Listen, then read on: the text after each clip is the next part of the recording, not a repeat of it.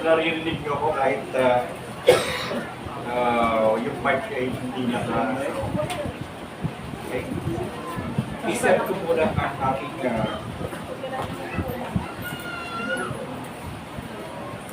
wala kasing stand pa eh, no? Ito po, Mr. At ito yung stand po. Maganda pa rin po tayo. galing talaga ng ating Yes import. po. Bakit parang sinusundan nyo kami palagi? Ang mga dalaga. Nandito kami, nandito rin kayo. Yan. Saka kayo dadaan.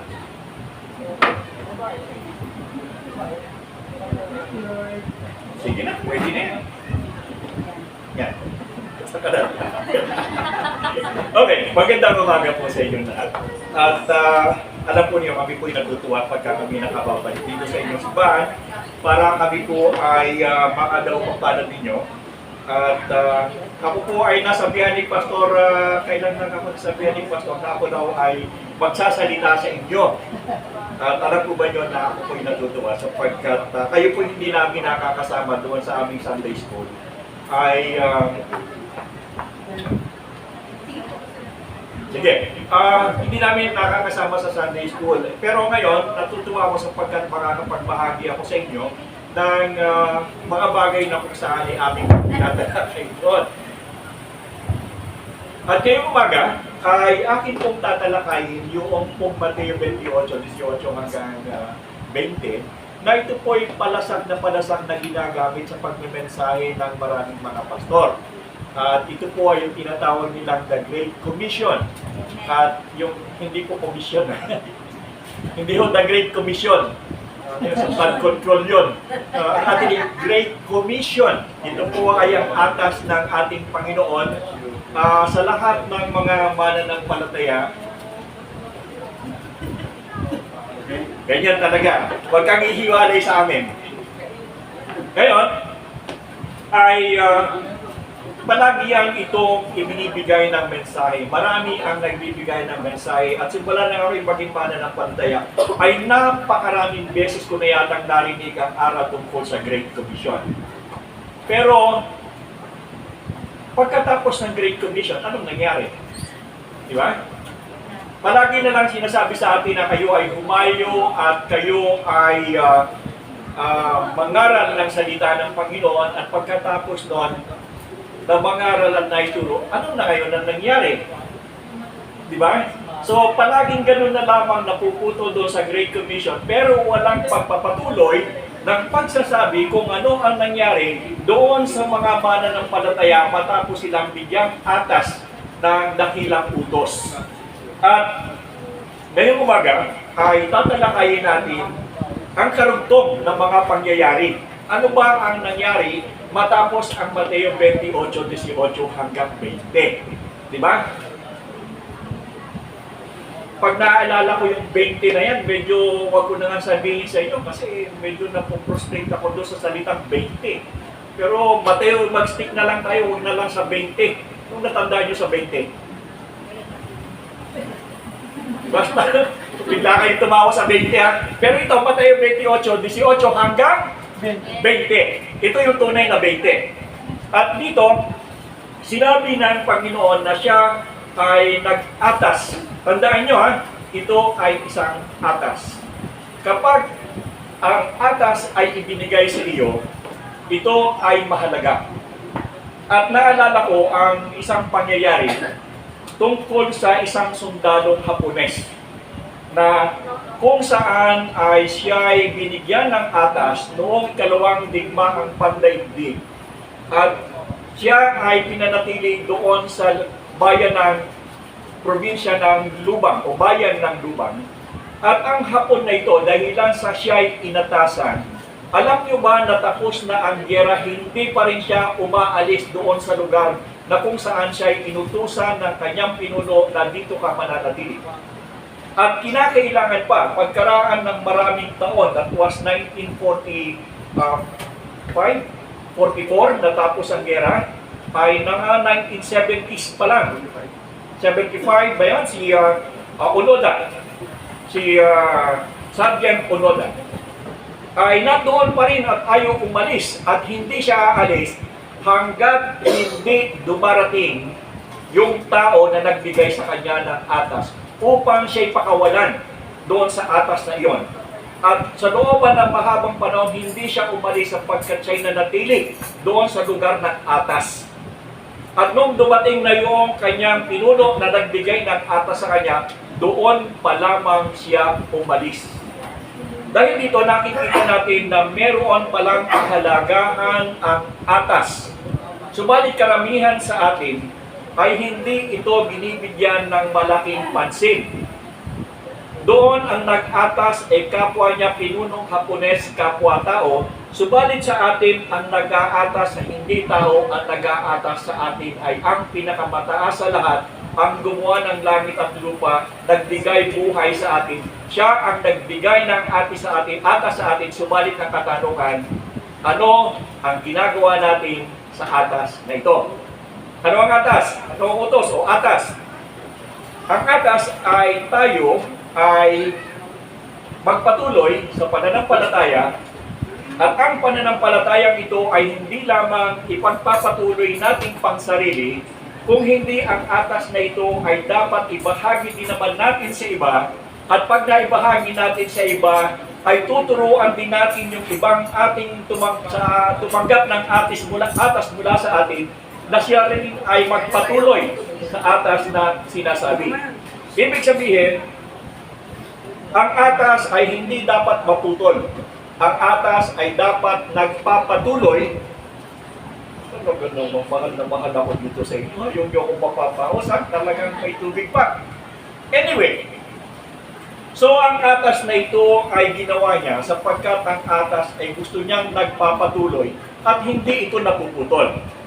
Tandaan niyo ang sabi niya dito, ako ay sa inyo hanggang sa wakas ng panahon. Ang sinabi dito ay wakas ng panahon, hindi dito sinabi ng wakas ng mundo, magkaiba yan.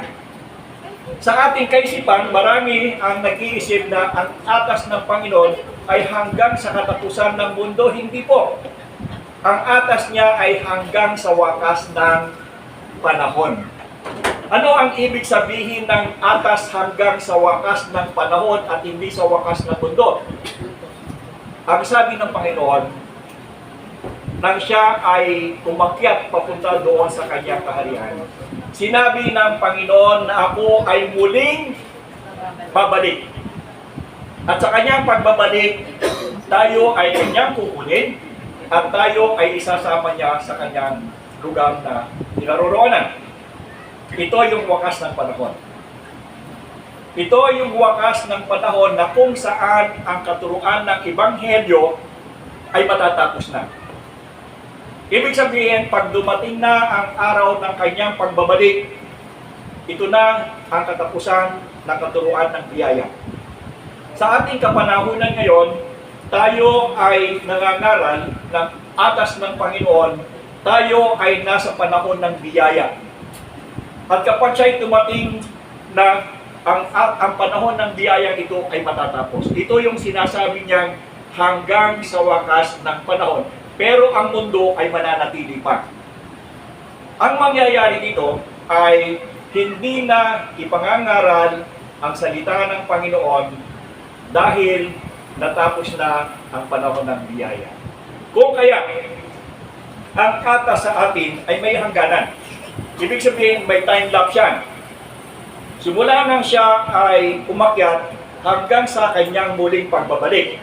Ito yung panahon ng biyaya, ito yung panahon ng atas sa atin na ipangaral natin ang kanyang salita, ipangaral natin ang Ebanghelyo sapagkat ninanais ng ating Panginoon na ang maraming tao ay maligtas. Ninanais niya na bawat isa sa atin na nakakilala sa Kanya ay maging instrumento ng atas upang matupad ang Kanyang minimithi na maipangaral ang salita ng Panginoon.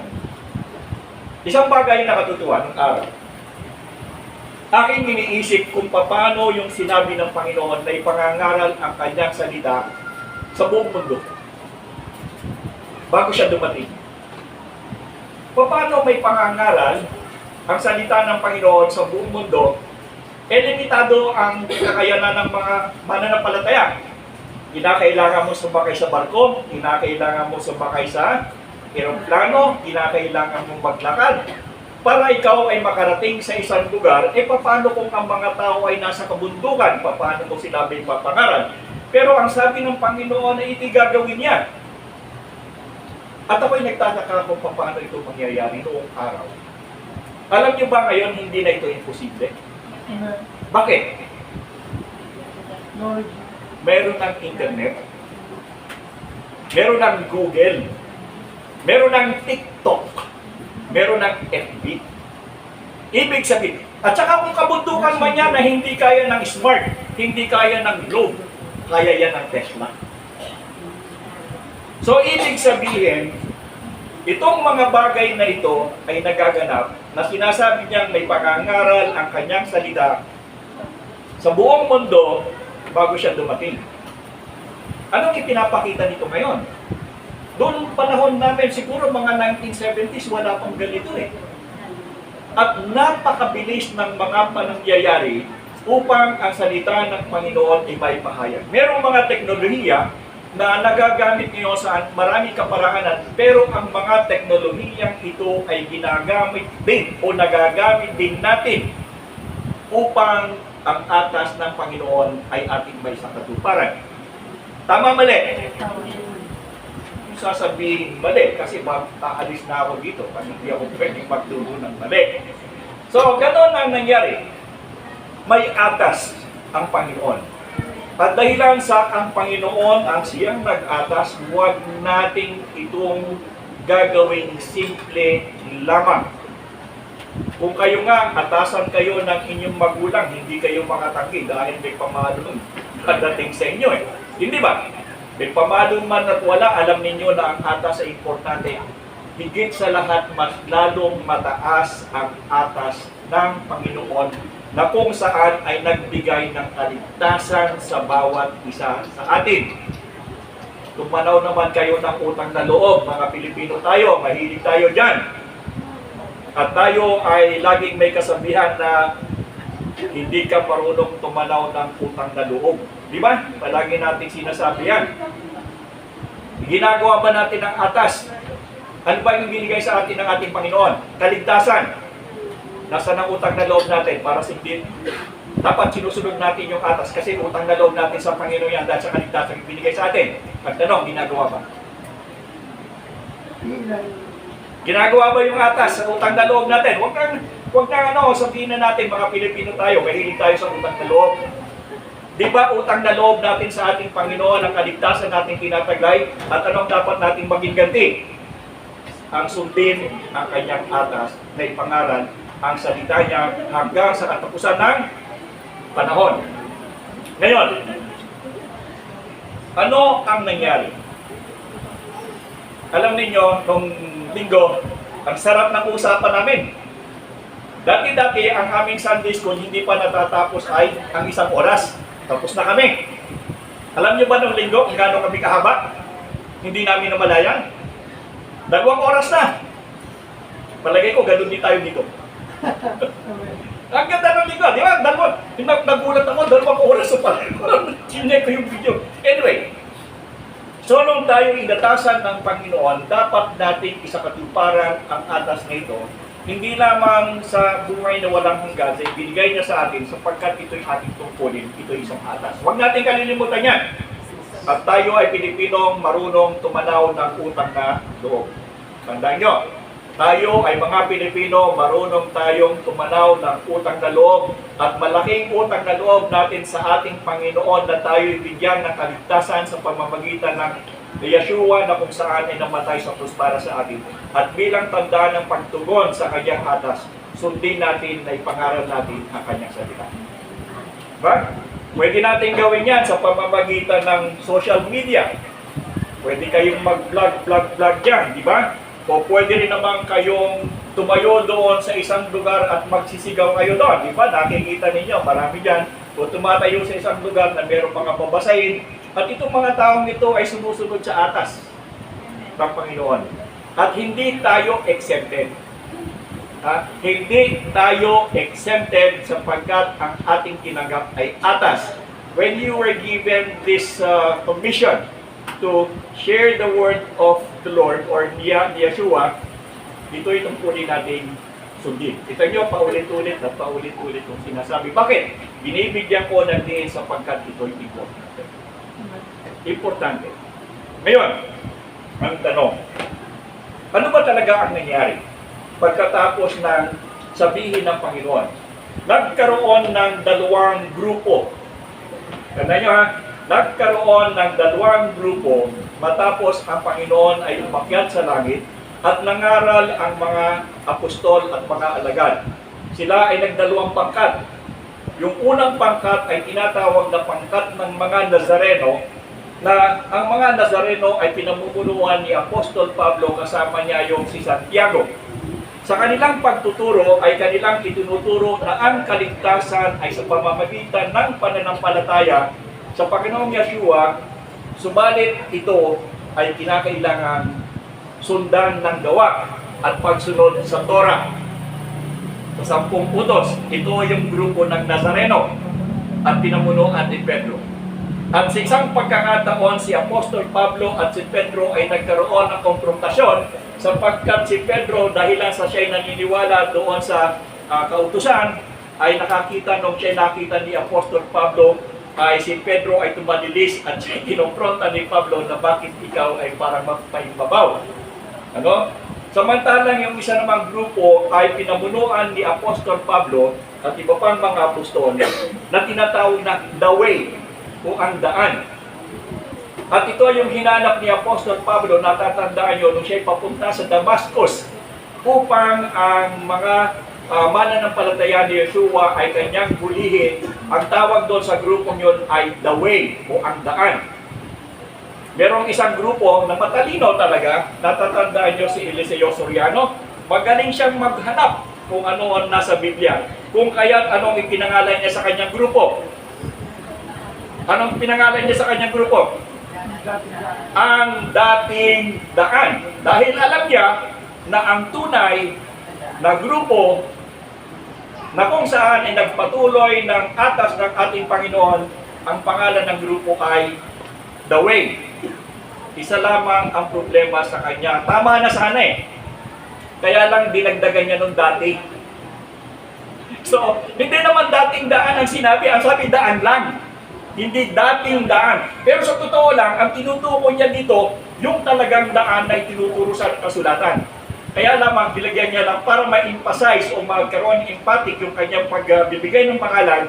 Ang sinabi niya, ang dating daan, ito yung tamang daan, kaligtasan. Pero hindi naman sinabing dating daan eh. Ang sabi, the way lang, ang daan. At ito yung grupo na kung saan ay nagpatuloy ng katuruan ng Ebanghelyo. Ipinangaral nila na si Yeshua o si Jesus ang siyang nagbibigay ng kaligtasan sa pamamagitan ng pananampalataya sa panahon ng biyaya. Ano ang nangyari sa kanila? Ito ay pinangaral ni Apostol Pablo. Lumaganap ang pananampalataya ng The Way, lumaganap ang pananampalataya ng Nazarene. By the way, ang Nazarene ngayon ay buhay pa. Buhay na buhay ang Nazarene ngayon.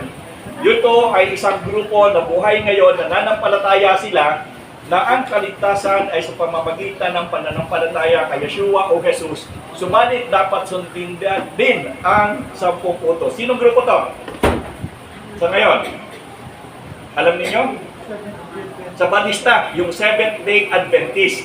Yung Seventh-day Adventist Church, kung titingnan nyo ang katuruan ng Nazarene at ang Seventh-day Adventist Church, pareho, iisa, maliban kay Ellen G. White na kanilang prophetess, na siyang nagbalik. So, ang Nazarene, ang katuruan niyan sa ngayon ay ang Seventh-day Adventist, pareho yan. So, ibig sabihin, hindi naputol yung Nazarene. Yung bang The Way ay naputol. Hindi po pwedeng maputol ang atas ng ating Panginoon. Hindi pwede. Bakit? Sapagkat ang sabi ng Panginoon, kung kayo'y naniniwala na hindi siya nagsisinungaling, Ang sabi niya ay, ako'y kasama ninyo hanggang sa katapusan ng panahon.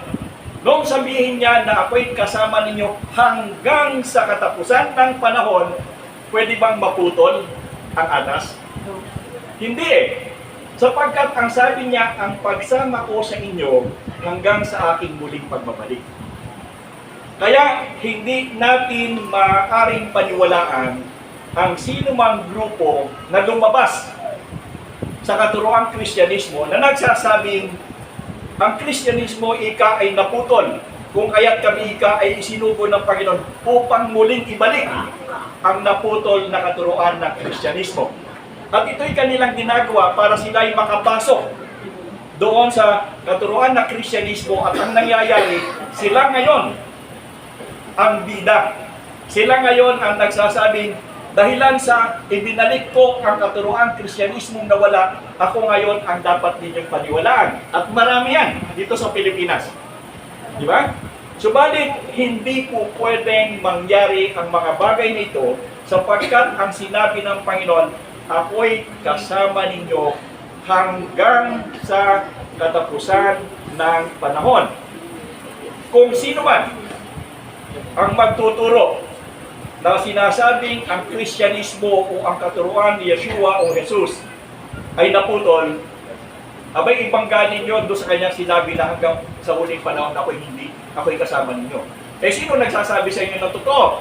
Sabi ng Panginoon, hanggang panahon kasama ko, tapos sasabihin nyo naputol. Eh sino nagsasabi sa inyo ng totoo? Ang Panginoong Jesus o ikaw? Hindi ba? At marami yan ngayon. Marami. Ang lalaki pa ng mga simbahan nila. Grabe. Ang lalaki ng kanilang mga simbahan.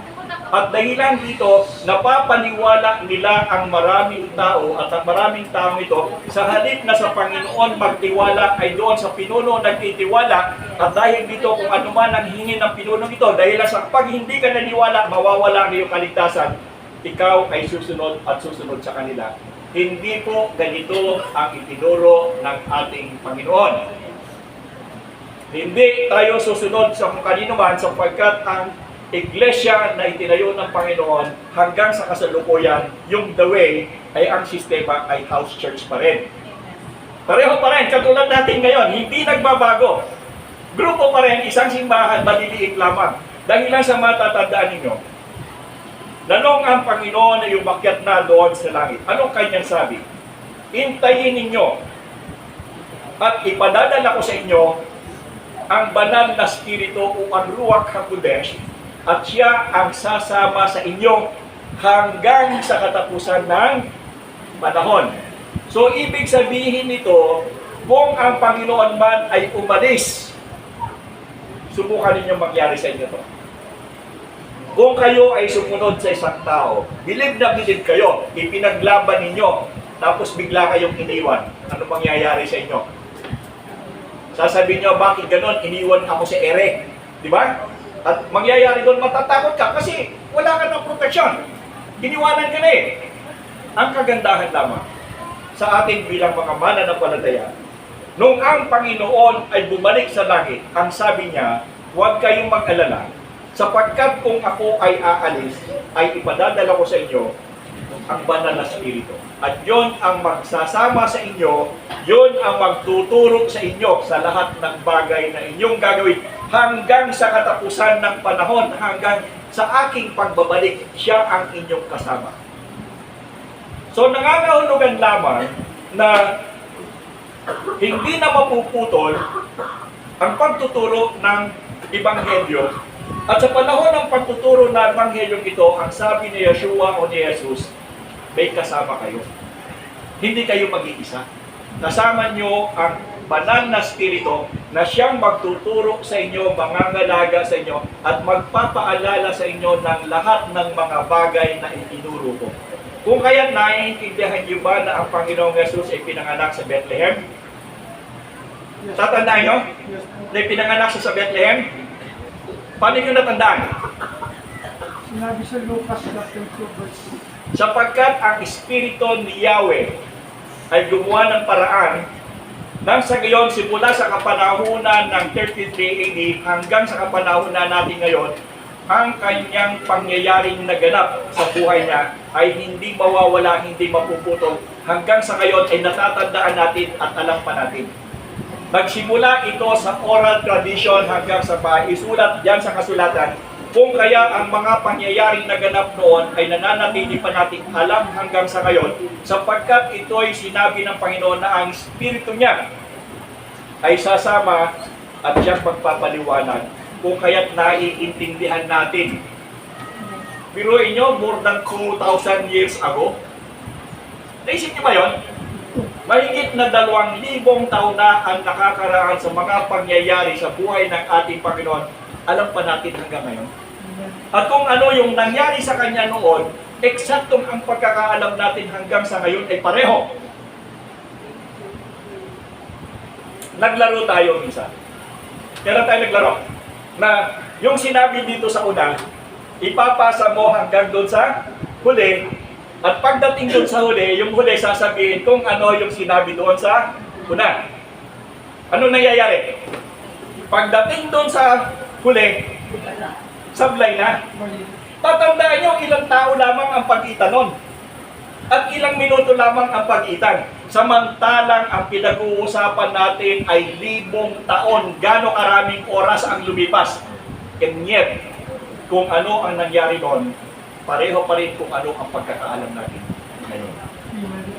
Kung walang patnubay ng banal na spirito na katulad ng ipinangakong ni Yeshua o ni Jesus, hindi yan pwedeng mangyari. Baka ngayon, kung iisipin natin, naguhula tayo. At ito ang nangyari sa karamihan ng mga nagsabing, naputol ika ang Kristyanismo, kaya ganito ika ang nangyari. Kung ano-ano na. Yung iba nga ay naging trumpeta na sila.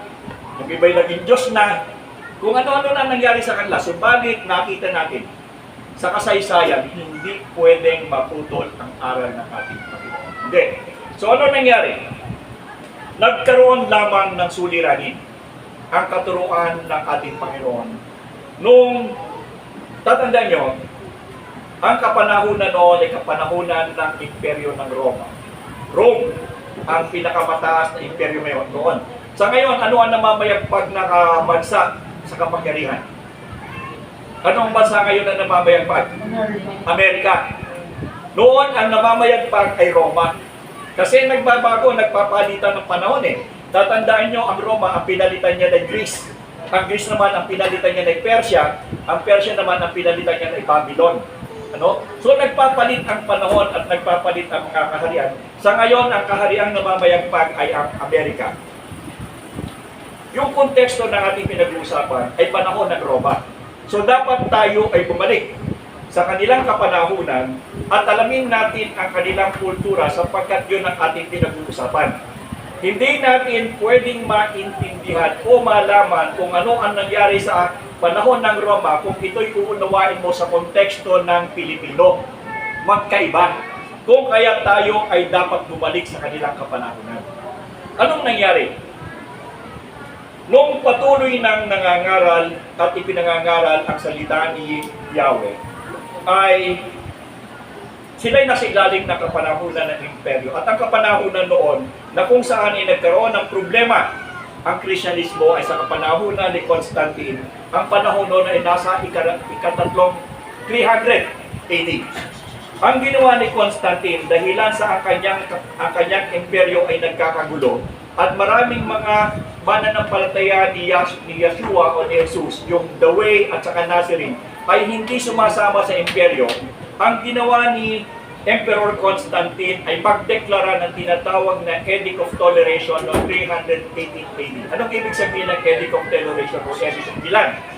Sinasabi ni Emperor Constantino na sa aking kaharian, lahat ng religion okay.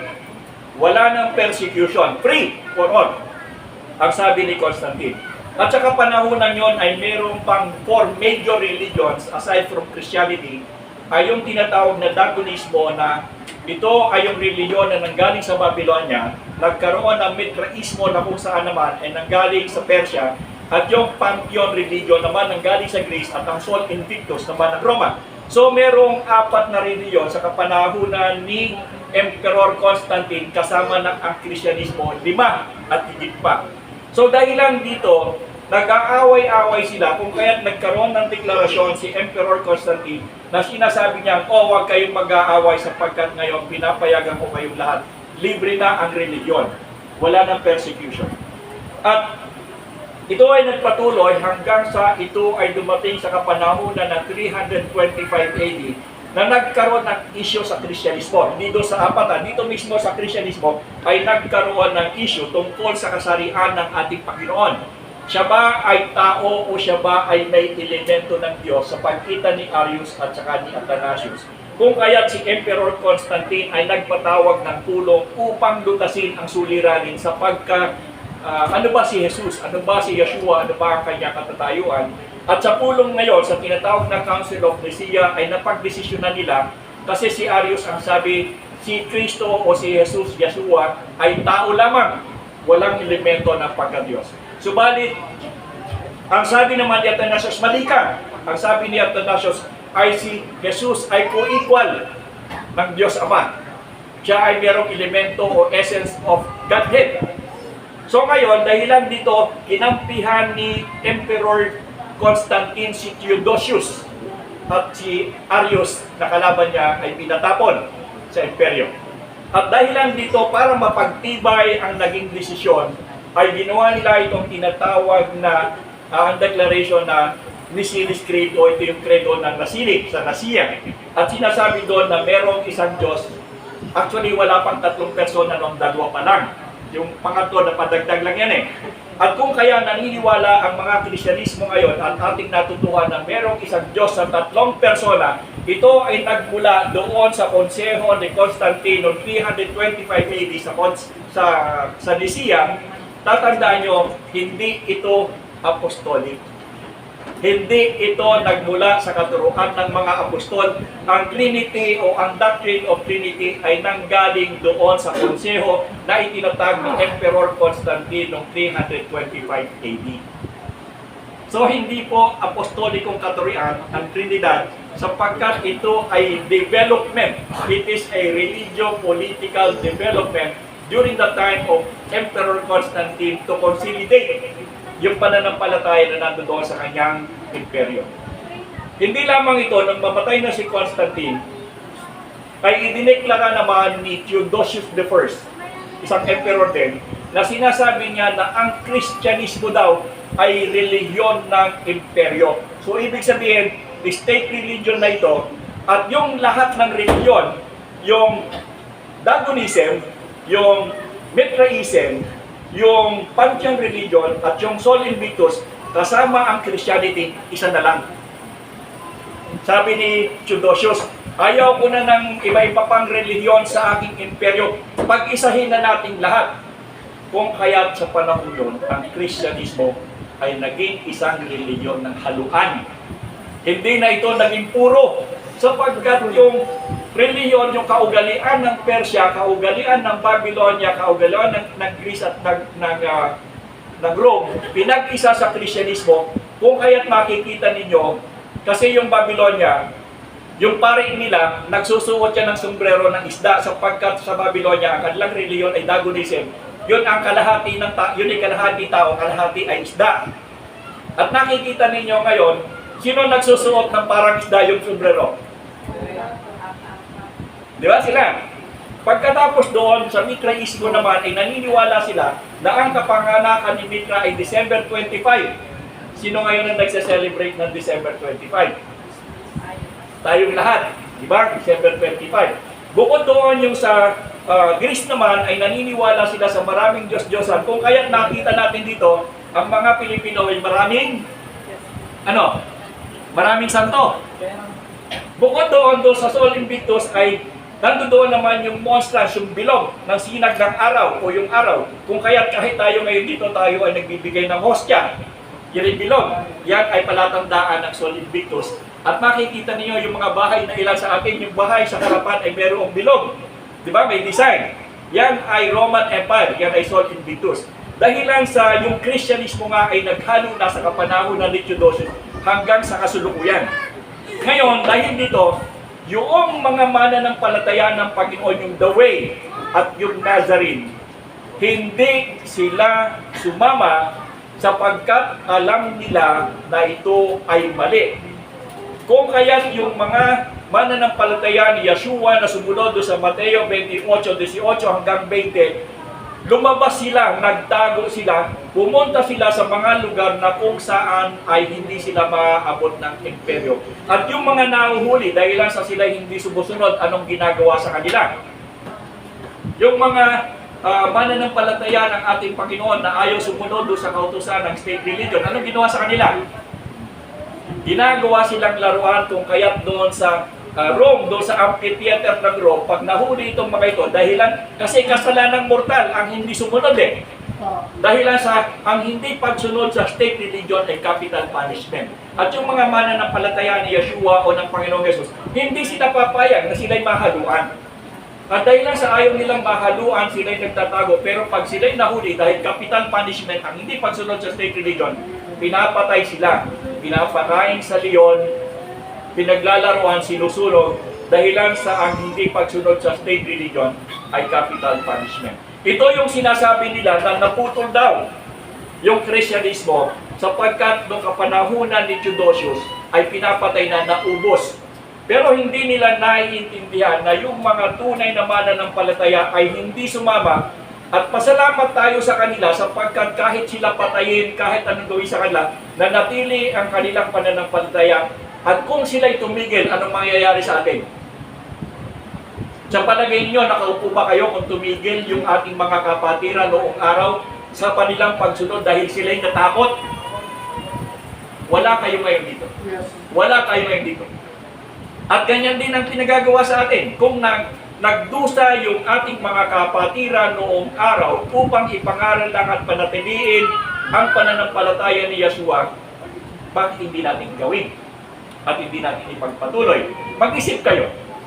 Noong magkaroon ng utos ng state religion, kung sila hindi umalis at kung silang lahat ay nakiayon, huwag lang silang mamatay. Palagay niyo ba, nandiyan kayo? O tayo natin dito? Wala. Pero, ang sabi ng Panginoon, ako'y kasama niyo hanggang sa katapusan ng panahon. Dumanas man ang kahirapan sa kapanahunan ng ating unang mga kapatiran, nanatili sila sapagkat ang lakas at kapangyarihan ng Espiritu ng Panginoon ay nasa kanila. At huwag niyong kakalimutan, mga kapatid, kung anong Espiritu meron sila, yan din ang meron tayo. Hindi naman nagbabago ang katuruan eh. Kung ang Espiritu ni Yahweh ay nanahan sa ating kapatiran sa kapanahunan ng state religion, hindi yan nagbabago hanggang sa ngayon. Ang sinasabi ng kasulatan, pareho pa rin. Kung sila'y nakapagtiis sa pangangaral ng salita ng Panginoon, bakit hindi natin kayang gawin? Eh pareho lang naman pala yan. Sila nga may pagdurusa eh. Tayo, meron? Wala. Nasa atin na lahat ang pagkakataon. Hindi tayo pinipigilan ng pamahalaan na ipangaral ang kanyang salita. Bakit hindi pa natin magawa? Diba? Dahil tayo ay sinusukob ng sanlibutan. Mas gusto pa natin tayo ay nagsasayaw sa TikTok na yan kesa tayo ay lumalabas upang sabihan ng ating kapitbahay, mga kaibigan, na sasabihin natin sa kanila na ang panahon ay matatapos, kinakailangan ikaw ay magkaroon ng kanila. Hindi ba? Mas marami pang panahon ang nagugugol natin sa pansarili nating kagustuhan sa halip sa kagustuhan ni Yeshua o ng Panginoong Yesus. Samantalang sasabihin nyo na ako'y may kaligtasan, nasa inyo utang na loob ninyo. Utang na nga lang. Di ba? Pinanatiling utang na nga lang. Ayaw na kayong magbayad. Hindi ba? Tungkulin natin kasundin ng atas. Ngayon, anong nangyari? Noong kapanahunan na ito, ang tawag doon sa relihiyon na Kristyanismo na ginawa ni Theodosius as a state religion, ang tawag doon ay Catholic. Pinagsama-sama lahat eh. Noong pagsama-samahin na yun, ang tawag noon ay Catholic. Anong ibig sabihin ng Catholic? Universal. So, ang nangyari doon sa declaration yun, ang lahat ng relihiyong Kristyanismo ay naging Catholic religion because all the major religions during the time of the Roman Empire was consolidated into one. That is why it was called Catholic o Universal. So, nagpatuloy ang katuruan ito, halo-halo, samantalang yung tunay na mga mananampalataya humiwalay, and they live in parallel. Yun yung salita ay parallel. Ibig sabihin ng parallel, paano ang parallel? Alongside. Di ba? Ang parallel is alongside. Ibig sabihin kung ang reliyong Kristyanismo na itinayo ni Constantine ay papunta rito, subalit ito universal o haluan, yung mga tunay na mananampalataya ng ating Panginoon na humiwalay, kasabay silang tumatakbo sa panahon. Ang kaibahan lamang sila'y nagtatago. Kabila, nagtatago sila. Samantalang dito naman, nag-utos na si Emperor Theodosius, gumawa kayo ng mga kapilya, gumawa kayo ng mga basilika, gumawa kayo ng at dito tayo mananambahan. That is why in Europe you can see ang lalaki ng katedral nila kahit dito sa atin. Sapagkat yun ay kasama sa kautusan ni Theodosius na kayo'y gumawa ng imperial. Parang dahil nga sa ito ay hari or emperor, yung reliyon ay naging imperial religion. Ito yung naging reliyon na ng emperor. Kung kaya't ang emperor din naman ay binigyan ng titulo na siya rin ang hari ng mga religion. Okay, dahil dito nagpatuloy ang panahon. Hindi naman natapos ang mundo eh. So nagpatuloy na tumubo ang panahon, ang mga taon, parallel silang dalawa. At nung dumating ng 14th century, ang state religion na ito, itong Catholic religion na ito, ay nahati. Muli. Nagkaroon ng paghahati ang Catholic Church na ito, at ito ay nahati sa dalawang paksyon na tinatawag na Greek Orthodox, at yung isa naman, yung Greek Orthodox ay siya na papunta sa East, at yung naman sa West ay tinawag na Roman Catholic Church. Now, tandaan nyo, yung Roman Catholic Church ay nanggaling doon sa Universal Church nung ito'y mahati para sila ay makilala itong Western Church na hindi kami katulad ng Greek Orthodox ng Eastern Church. Yung kanilang church, pinangalanan nilang Roman Catholic Church. Therefore, ang Roman Catholic Church, hindi ito nag-umpisa sa kapanahunan ni Pedro. Ang Roman Catholic Church ay nag-umpisa lamang doon sa schism o paghahati ng Universal Church o ng Catholic Church na kung saan ay nagkaroon ng paghihiwalay yung East and West. Therefore, we can conclude that the Roman Catholic Church, hindi ito apostolic. Ito ay imperial sapagkat ito ay nanggaling doon sa Universal Church. Ang apostolic, yung nakahiwalay.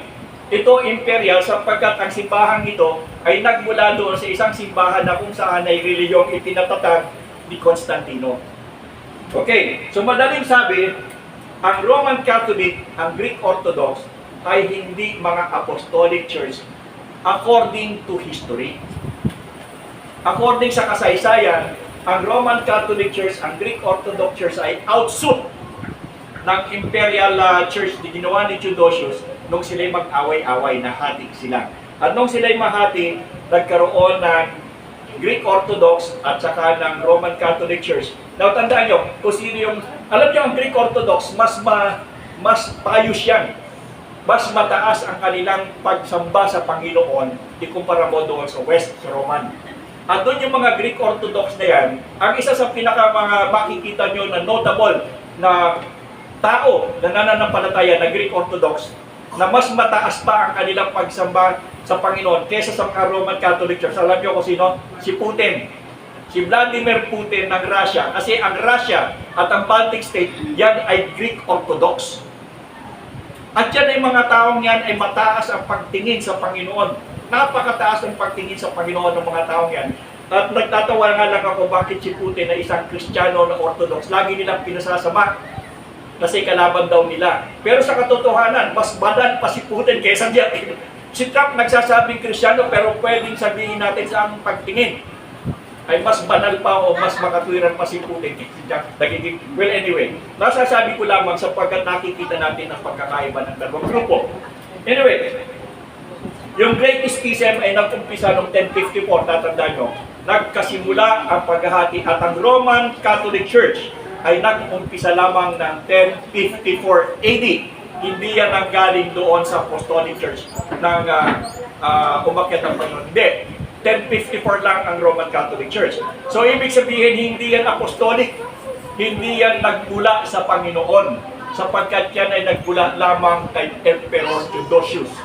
At dahil dito, ang Roman Catholic Church ay naging imperial. Kung kaya't makikita ninyo, yung kasuotan ng kanilang pare, masyadong regala. Di ba? Saan ka nakakita ng mga mananampalataya ng Panginoon na may singsing na gito at yung singsing niyan ay makapangyarihan? Pagkatapos ang kanyang korona ay 3 patong na gito. 3 susun yan. Langit, purgatorio, at impyerno. Siya ang hari. Kaya ngayon na nakakorona eh. Ang Panginoon, anong kanya korona? Tinik. So magkaiba yung apostolic, magkaiba yung imperial. Kaya nga hanggang ngayon makikita niyo yung mga Roman Catholic Church, ng imperial church na yan, ay nakatira sa napakagandang palasyo at pagkatapos ay binubuhat pa siya kapag siya, hindi siya pinaglalakad eh. Binubuhat yan. So makikita niyo ang malaking kaibahan ng pananampalatayang imperial na nanggaling kay Theodosius doon sa pananampalataya ng mga tunay na mananampalatayang Kristyano. Sinong mga Kristyano dito sa atin na kung maglakad ay yung mga pastor ay binubuhat? Meron ba? Meron bang mga pastor na nanggaling dito sa The Way na kung maglakad ay hindi nila pinaglalakad at binubuhat? Meron ba? Meron wala? Wala. Gusto niyo magkaroon? Pag pinalakin mo ba, sasakay ako doon. Hati nyo. So nakita ninyo ang malaking pagkakaiba ng Imperial Church at saka ng tinatawag na Apostolic Church. Tayo bilang mga mananampalataya ni Joshua na namuhay ng paralel sa Imperial na nakarating sa atin ngayon, tayo ang patuloy na nagdadala ng katotohanan ng Panginoon. Dala natin ito. At ang buhay at kaligtasan kung saan ay tinuro noon ay patuloy pa rin na pinanampalataya natin ngayon, pananampalataya sa pamamagitan ng ating Panginoon sa panahon ng biyaya. So nakita ninyo, hindi pa natapos doon. Ang Roman Catholic Church ay nahati muli noong 1570. Noong si Martin Luther ay humiwalay sapagkat hindi na niya magustuhan ang pamamalakad noong imperial na simbahan doon sa Roma. At sila'y humiwalay at sila'y nanumbalik. Tandaan nyo, sina Martin Luther ay nanumbalik muli doon sa tunay na Kristyanismo. Yung apostolic, nanumbalik sila. At kumalat ito kung kaya kayo'y nakaupo dyan. In reality, kayo ay mga apostolic Christian pero naniniwala kayo sa Trinidad, hindi ba? Na kung saan naman itinatag ni Theodosius. So ito yung mga Nicene Christian. Kristiyano, may buhay at kaligtasan sa pananampalataya pero naniniwala pa rin sa isang Diyos, sa 3 persona na hindi naman apostolic. Apostolic ito, ginawa lang ito doon sa Council of Nicaea. And yet, yun ang ating pinaniniwalaan. At the same time, naniniwala tayo kay Yeshua na siya ang magliligtas sa atin. Walang iniwan ito doon sa Nazarene. Naniniwala sila pero sinusunod naman nila ang 10 utos. Ang tanong, kung ganito ba ang ating pananampalataya, meron ba tayong kaligtasan? Kasi hindi puro eh. Naniniwala tayo na ang Panginoong Yeshua o Jesus ang nagbibigay ng kaligtasan. And at the same time, pinaniniwalaan natin yung doctrine na post-apostolic, which is the Council of Nicaea, yung Trinity. Sino ba nagliligtas? Yung ibang paniniwalang mali o yung ang Panginoong Jesus ang Panginoon tinanggap bilang Panginoon at tagapagligtas? Ang Panginoon, dahil tinanggap mo eh, may kulang lang sa'yo. Kasi patuloy mong pinaniniwalaan at ang katotohanan, pinaniniwalaan mo naman kasi tinuro sa'yo eh. Hindi mo naman sinadya. Hindi ba? Anong magagawa ko? Yun ang natutuhan ko, yun ang tinuro sa akin. Pero ngayon, naintindihan nyo na, ewan ko sa inyo kung ano gagawin nyo. Kaya nga, ang sabi dito, kasama ninyo ang banal na spirito hanggang sa wakas ng panahon na kung saan ay magtutuwid, magpapaliwanag, at magbibigay sa inyo ng kaayusan. Kung tayo sa panahon ngayon ay itinutuwid ng Panginoon sa kasaysayan, bilang mga wala namang mawawala sa inyo kung kayo maniwalaan. Kaya nga sinabi ng Panginoon, ako at ang Ama iisa eh. Si Yeshua o Jesus ay hindi ordinaryong tao. Siya ay yung buhay na kapahayagan ni Yahweh sa pamamagitan ng Espiritu Santo. Kaya nga niya palaging sinasabi, nag-aaway sila ng mga Hudyo eh. Sabi ng mga Hudyo, ikaw eh, lapastangan ka, namumusong ka. Ikaw ay tao, bakit mo sasabihin ikaw ay Diyos? Bakit mo tinutulad ang iyong sarili doon kay Yahweh? Eh ano ba siya? Sinabi niya na ako at ang Ama ay isa. Hindi sino siya? Si Yahweh din siya. Na nagbalutan ng katawan upang siya'y makipag-usap sa atin. Dahil kahit kailan ang Diyos o si Yahweh, hindi natin pwedeng makausap. Doon sa kanyang kaluwalhatian, yung tinatawag na Shekinah, na mamamatay po tayo lahat. Kung kaya't para niya tayo makausap, ay gumawa ng panabing si Yahweh para tayo magkaroon ng kaligtasan sa pamamagitan ng paglalagay ng katawan na kung saan ay tinawag na si Yeshua. Subalit ang sabi niya, bago pa si Abraham, ako na. Kailan niya sinabi yun? Kapanahunan nakausap niya ang mga Hudyo. Kaya ang mga Hudyo ay nagalit sa kanya, paano ka naging mauna kay Abraham, matanda na si Abraham, kayo kausap namin ngayon. Paano mo sasabihin, bago pa si Abraham, ikaw na? Hindi nila naiintindihan na si Yeshua ay embodiment ni Yahweh in a human form. Why? Dahilan sa gusto niya tayong maabot at masabihan ng paraan ng kaligtasan. Sapagkat ipinangako niya ito doon kay Eva at kay Adan. Nung magkasada, hindi ko kayo parurusahan ng hanggang panahon sapagkat ang iyong magiging sinunod ng mga kaanak-anakan ay aking lilinisin mula sa kasalanan at ako mismo ang gagawa nun. Kaya siya nagkatawang tao. Simple. Eh ngayon, kung ayaw niyong tanggapin, problema niyo yan. Eh ano magagawa ko? Yun yung sinasabi ng Biblia. Kaya ako nag-aaral, kaya tinuturo sa inyo. Eh sabihin niyo mali, eh di tingnan ninyo. Pero kahit anong gawin niyo, pag mali-mali ka rin ninyo, ito kayo lalabas. 15 taong ko na pinag-aaralan yan. At sa wakas, natutuwa ko rin ng diretso. Kung kaya nga nasulit ko na itong aklat. Ito, basahin nyo. Andito yan. So nakita ninyo, simula noon hanggang sa ngayon, ang Panginoon ay hindi nagkulang.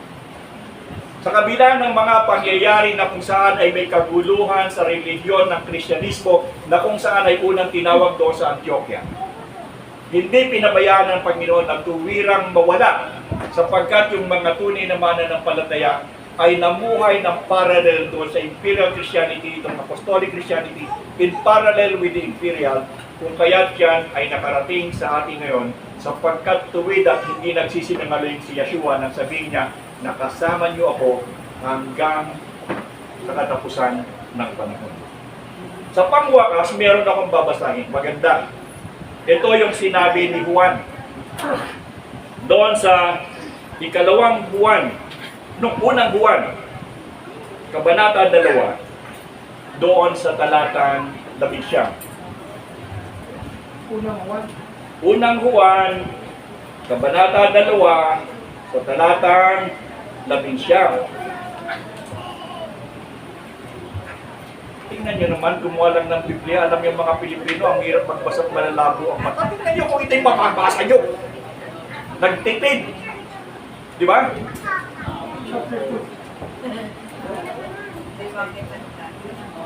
Ang sabi doon sa talatang 11, ito sabi, kahit na sila yung mga dati nating kasamahan, ang mga taong iyon ay hindi natin tunay na kasama sapagkat kung sila'y tunay na sa atin, nananatili sana silang kasama natin, ngunit umalis sila upang maging maliwanag na silang lahat ay hindi tunay na kasama natin. Yung mga humiwalay sa apostolikong Kristyanismo, ang sabi ni Apostol Juan, hindi natin sila kasama. Napakadami nila. Kakaunti tayo. Pero maliwanag ang sinabi ni Apostol Juan, hindi natin sila kasama. Sapagkat tayo ay mga apostolikong Kristiyano, hindi tayo imperial na Kristiyano, tayo ay patuloy na sumusunod at nananampalataya na ang kaparaanan ng kaligtasan ay sa pamamagitan ng pananampalataya lamang, sa pamamagitan ni Yeshua o ni Jesus na ating Panginoon. For by grace you have been saved through faith. It is not, By your works. by your works, lest any man should boast. Ito ay biyaya ng ating Panginoon, ng ating kaligtasan. Ito ay hindi sa pamamagitan ng sarili nating kakayahan. Ito ay biyaya na kung saan ay binibigay ng Panginoon sa atin. Pero meron tayong responsibilidad. Ipangaral ang salita ng ating Panginoon. Tayo ay maging tapat sa ating, maging tapat sa ating Pananampalataya. atas. May atas tayo. Maging tapat tayo sa ating atas, mga kapatid. Maraming salamat po. Amen.